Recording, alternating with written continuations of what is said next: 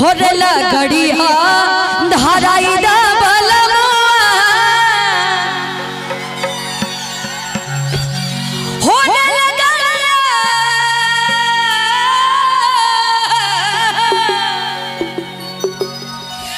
थोड़ा मिजाज थोड़ा ओरिजिनल से हट के है ना। होरेला घड़िया धाराई दा बलमा जाईबा देवघर नगरी घड़िया धाराई दा बलमा जाईबा देवघर नगरी घर नगरी हो देवा घर नगरी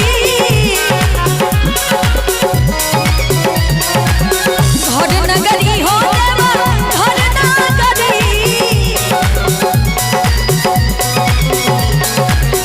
बाकी होए कोटी कट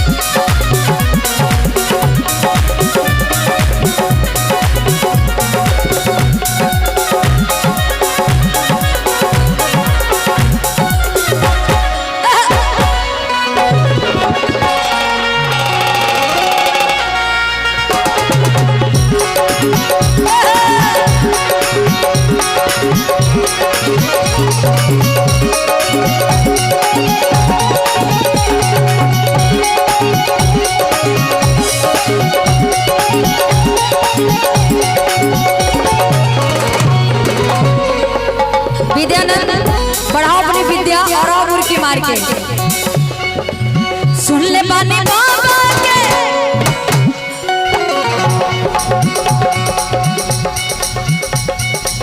सुन ले बानी बाबा के महिमा परबा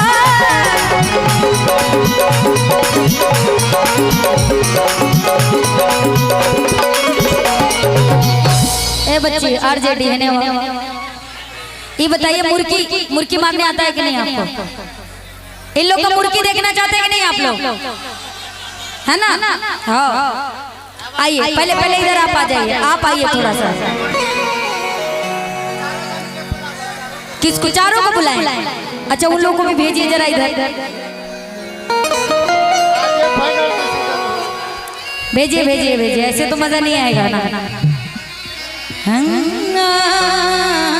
चारों लोग को बुलाइए ना जो भी जितने लोग हैं वहाँ पे। मतलब हमारे गाँव के टाइम ड्रेस चेंज होता कोई नहीं। आवा एक लोग इधर आ जाइए हरियर हरियर ओढ़नी है ना। अच्छा हमरो इधर आप आ जाइए आइए। अरे सुन ले बानी बाबा के आओ देखा छौड़ी होने का। इन लोग को नहीं पता है कि मुर्गी तुर्गी होता क्या है। आपको आता है तब क्या कर सकते हैं आप लोग बजा दो अपनी कलाकारी करनी चाहिए। सुन ले बानी बाबा के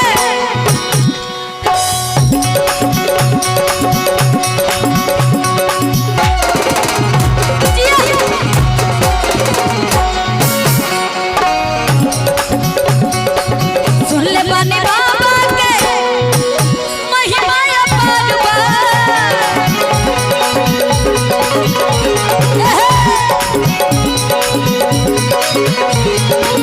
जहाँ वाला गल बाटे सच्चा दान परबा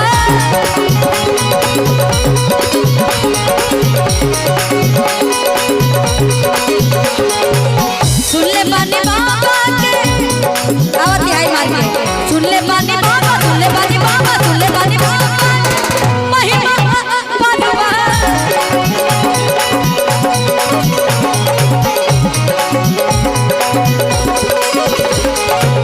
जहाँ वाला गल बाटे